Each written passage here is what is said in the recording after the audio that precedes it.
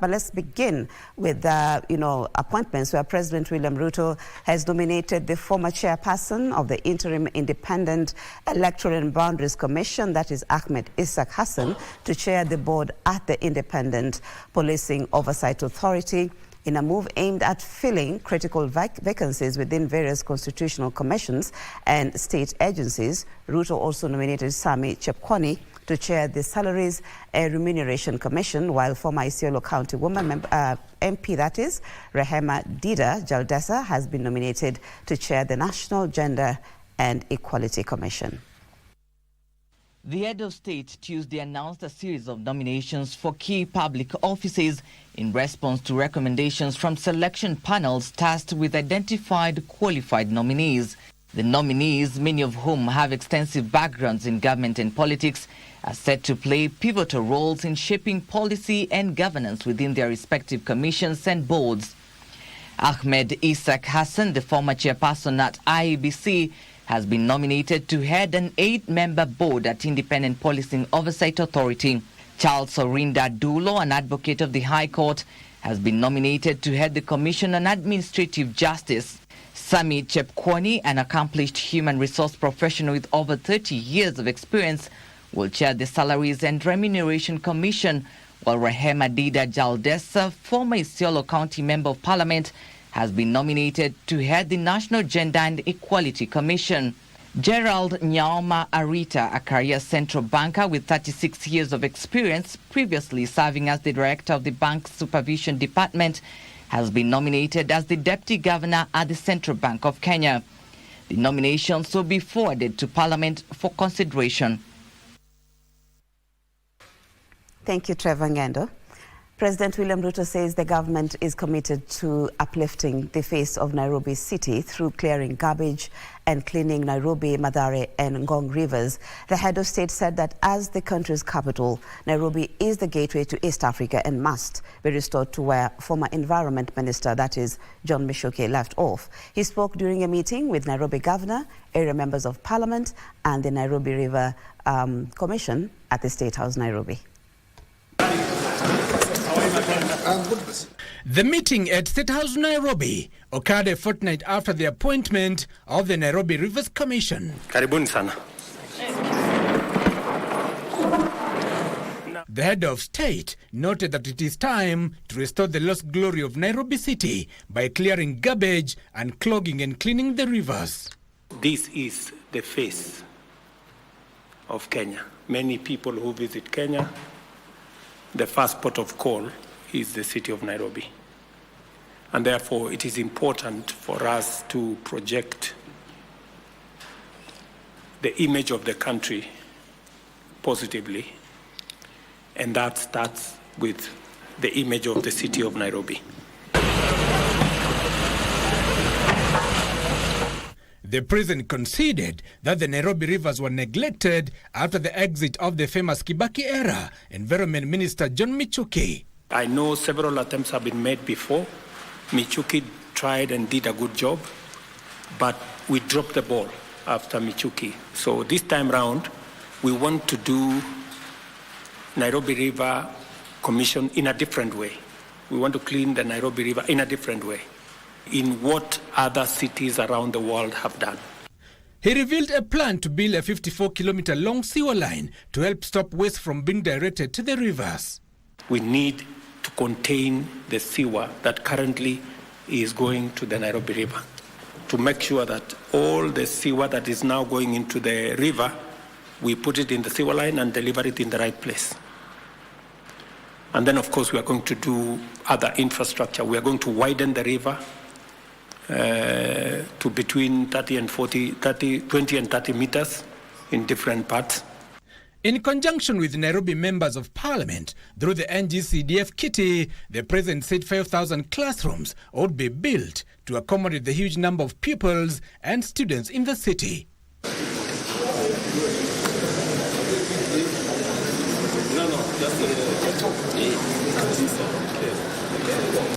Give us some minor reporting there. Now to matters health, where Kenyans across the country continue to voice their frustrations over access to healthcare services due to the teething problems facing the recently implemented Social Health Authority.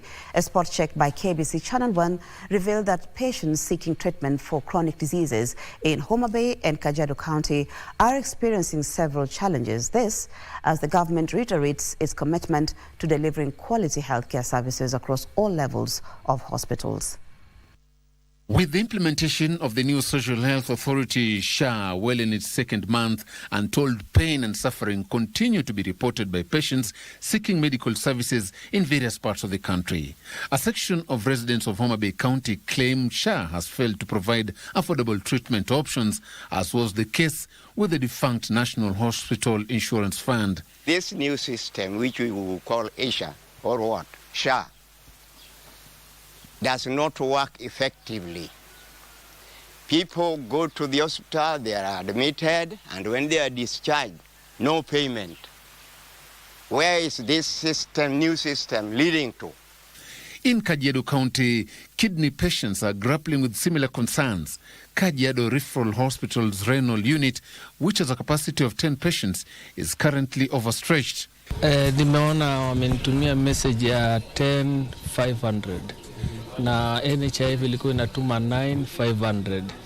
Sasa naona SHA inaendelea, ni kwa sababu labda ni mpya ndio watu wanalalamika, lakini sisi imetusaidia. SHA haifanyi kazi.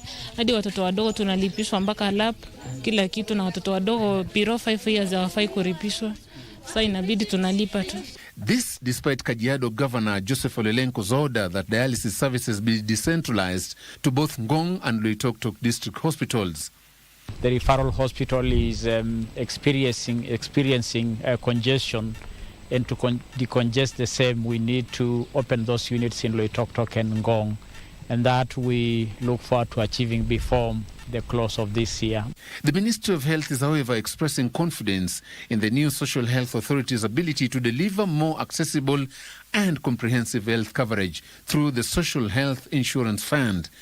In an interview with KBC Sure FM Radio on Tuesday, Principal Secretary for Public Health and Professional Standards, Mary Muthoni, urged Kenyans to embrace SHIF, terming it the transformative step towards achieving Kenya's universal health coverage goal and bringing quality health care within reach for all. Thank you, Joseph Okungu. Now, the National Assembly Education Committee now wants the National Treasury to avail at least 4.3 billion shillings required to resolve the lecturers' strike. The members of Parliament engaged the University Academic Staff Union and the Inter-Public University Council Consultative Forum and observed that the Treasury was yet to commit to funding the collective bargaining agreement. The Education Committee is set to invite the Principal Secretary of Higher Education next week over the matter. The university dons who downed their tolls a fortnight ago have told MPs that there was lack of commitment from the Treasury to finance the 2021-2025 collective bargaining agreement. An interministerial committee was convened, chaired by the Principal Secretary Labour. And it was also attended by, in some meetings, the CS Labour and CS Education have attended, and the PS State Department for Higher Education. It is at the interministerial committee that the 4.3 billion was communicated by the government in that interministerial committee. The return to work formula agreed on a 7 to 10% basic salary increment depending on lecturers' job grades and a 4% annual increase on their basic salary. Chair, 4.3 billion is not pocket change, and it must be communicated in writing. And you should have been tabling a letter from Treasury saying that this is the communication. They can only give us 4.3, but it can't be 4.3 that is verbal. You have been talking about 4.3. Now, that was far before. But come on 6th, the PS wrote a letter requesting for commitment. To this day, today is 15th. 1 week after, But from your presentation, there's no reply to this, meaning the PS is evading a commitment that is not willing to carry. While Dons hold that they need 9.7 billion shillings to implement it, the Ministry of Education has only presented 4.3 billion shillings. The MPs are concerned that Treasury is yet to commit to the proposal by the Ministry of Education. Give us this 4.3 billion as their budget for the remaining 5.3 billion. But they should not put in their mind that it is only 9.7. There are other items that are supposed to be budgeted for. The MPs resolved to invite the Principal Secretary for Higher Education, the Cabinet Secretary for Labour, and the Cabinet Secretary for National Treasury to shed light on the government's position regarding the implementation of the 2021-2025 Collective Bargaining Agreement. Thank you, Washira Gishuhi. 198 residents of Kwachocha area in Malindi are demanding compensation for their land acquired by the Kenya Airports Authority to expand Malindi International Airport. Elsewhere, a group of women who allegedly withdrew a total of 11.6 million shillings that had erroneously been deposited into their accounts at the Kenya Women Finance Trust Bank have pleaded not guilty to the fraud. Let's get more details with Ruth Wamboy on Scales of Justice. The 198 applicants told the court they fear that the Adani takeover of Jomo Kenyatta International Airport in Nairobi will affect all airports in Kenya and jeopardize their compensation. However, Kenya Airports Authority's lawyer Adho Chemeli opposed the application, saying that his client will only relinquish JKA to Adani Group. Justice Mwangi Njoroge of the Environment and Lands Court in Malindi will rule on the matter on 3rd December 2024. I'll give you a ruling date for 3rd of December, Tuesday. Elsewhere, trial magistrate Wandi Anyamu had harrowing experiences of women from different counties on how they were duped into fraud. By virtue of having bank accounts at Kenya Women Finance Trust, the women explained how each of them received text messages of strange deposits to their accounts ranging from 20 million shillings to 80 million shillings. Niko na account Gikomba ilifunguliwa. Ulikuwa umefungua account Gikomba? Hata sikuwa najua Gikomba saa hii. Thereafter, they received texts of withdraw small amounts from their accounts before the scheme was flagged out and police arrested them. The women, who are mostly widows, called for leniency during judgment, claiming they did not understand the offenses they committed. Sasa saa zingine naona kama inakuwa ngumu. Alafu kumeki tuwasi mimi mjane. And the Court of Appeal has suspended proceedings at the High Court, touching on the indefinite ban imposed on senior counsel Ahmed Nasir Abdullahi and his associates. Justices Pauline Nyamoya, Agri Muchelule and George Odunga said the case will remain suspended until an appeal filed by the Supreme Court judges is heard and determined. The registry will now set a hearing date for the civil appeal in the December after submissions have been filed. Ruth Wamboy for Good Morning, Kenya. Thank you, Ruth. Let's look at matters development, where the 54 billion shillings Dongokundu bypass that connects Mombasa and Kwale counties has already started registering gains even before its completion. According to the Deputy Chief of Staff in charge of Performance and Delivery Management, that is Eliud Owalo, the road, which is 98% complete, has seen the Likoni crossing channel decongested, allowing traffic to flow freely to the south coast. Owalo called on investors to take advantage of the mega infrastructural projects the government is implementing at the coast by boosting their investments. Early morning, the entourage, led by the Deputy Chief of Staff, Eliud Owalo, began the tour of the projects in Mombasa County at the 1.5 billion shillings Liwatoni Fishing Complex, inspecting the project before heading to the 54 billion shillings Dongokundu bypass. It was at the Dongokundu bypass that Owalo noted that the Mombasa to Kwale bypass, which is 98% complete, has started registering some gains. To begin with, in terms of attendant benefits, it's going to facilitate easier access from the mainland to the airport.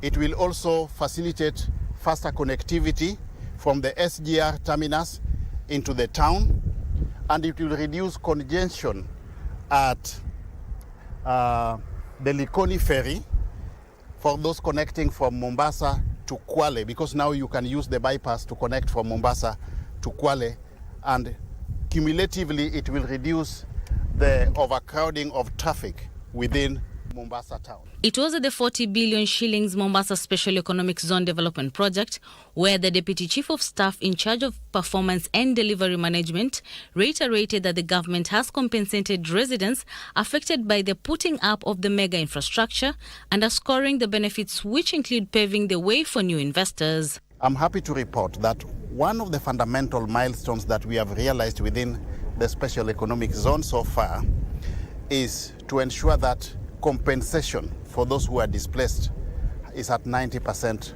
completion rate. The remaining 10% will be sorted out by KPA in the next 1 week. Yeah? There were certain small challenges which are not insurmountable, so all of those payments should be settled within the next 1 week. The government has put incentives to attract more investors, promising them a conducive environment to do business. We have got tax rebates by way of income tax, corporate tax, and even excise tax.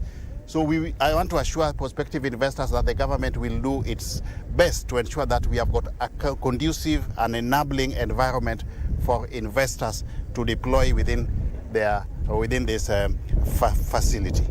And we are ready and willing, working together with all local leaders to create that necessary ecosystem. The entourage also visited Mombasa Southern Bypass Highway, the 7 billion shilling Nyali Affordable Housing Project, and the 25 billion shilling Mombasa Malindi Dual Carriageway. Owalo was accompanied by Gender and Affirmative Action Principal Secretary Anne Wangombe, Coast Regional Commissioner Rhoda Onyancha, Mombasa County Commissioner Mohamed Noor and Sherry Ariko, and Head of the Government Delivery Unit Lee Kyonze. The Deputy Chief of Staff will hold a stakeholders engagement forum at the Kenya School of Government. From Mombasa County, I am Ann Mburu. Ann Mburu reporting. Now, still on business, there is need for the youth to focus on comprehensive skills development to harness the immense income-generating opportunities online. Trevor Ngendo brings us more details. Traditional employment avenues are shrinking, leaving many young people without stable jobs. With over 700,000 graduates entering the job market annually and facing limited formal job opportunities, a portion of them are turning to the gig economy as an alternative. However, while this shift offers temporary reprieve, gig work presents its own challenges, including job insecurity and limited social protections. As a nation, we find ourselves at crossroads, where technology, innovation, and shifting labor markets present both challenges and opportunities. Gig workers not being paid adequately and also being exploited. These are young people who are just trying to make a living, but yet they are confronted with the issues of actually what we call profitability for other players coming from remote locations who actually cannot be able to support them as they should. Which means that policy that is designed around getting government support in order to change the environment to make it possible for these young people to work is imperative. They're recommending policy review and expansion of access to digital resources to empower the youth to tap online income-generating opportunities. We need our young people to have the right skilling, to be adaptable, to work on multiple platforms, to work for international clients, that they're just as good, just as qualified, and just as capable as that young person in the US. This tension lies in the need to balance the growth and potential of the digital gig economy sector with the imperative to protect and empower gig workers. The scarcity of permanent jobs will encourage our young unemployed people to move into the gig economy as independent workers, gig workers, or freelancers. Other interventions in the digital economy policy guide include the establishment of a tripartite forum to set industry standards, a multi-purpose gig worker registration platform, and incentivizing businesses to invest in dignified gig work. The fishing sector in North Coast region has received a major boost after the government, through the Ministry of Blue Economy, launched a 175 million shillings fish landing site project at Kidongo area in Kisauni constituency, that is in Mombasa County. Now, the project is expected to be complete in 9 months, is set to enhance fish production, processing and distribution, thus bolstering the livelihoods of local fisherfolk and supporting economic growth in the northern, in the North Coast, that is. Speaking during the groundbreaking ceremony of the project's Mining and Blue Economy Cabinet Secretary, that is Hassan Joho, revealed that the facility will also be equipped with state-of-the-art cold storage units designed to minimize post-harvest losses, hence providing the fishermen with the ability to store fish for extended periods before they access larger markets.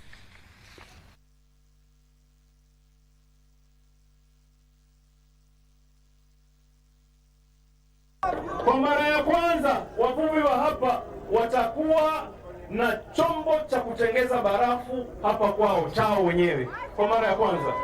Vile vile wavuvi wetu watapata nafasi ya kuweza kufanya processing. Yaani wakivua wanaweza kusafisha, wakatie barafu na wakaweza kutia kwa maboksi na wapeleke supermarket wauzie watu samaki ambao wanashikwa hapa kwetu. Mimi nitahakikisha kwamba tumepata rasilimali ya kutosha katika maeneo ya uchumi samawati. And it's going to create a lot of jobs. Watu watapata ajira wengi sana. Nataka kuambia wavuvi ambaye wako hapa, mimi nataka mutengeneze list zenu za mahitaji ya equipment zenu, watu wa BMU.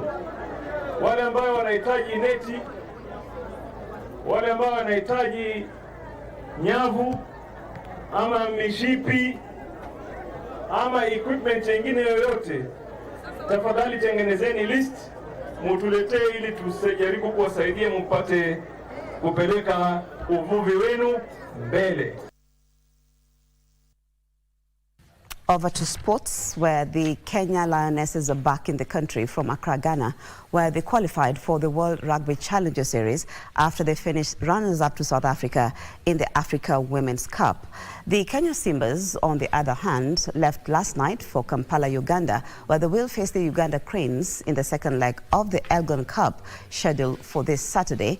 The Kenya Simbas beat Uganda 27-25 in the first leg at the RFUA over the weekend, a win that saw Kenya leapfrog Uganda in the latest World Men's Rugby ranking led by South Africa's Springboks.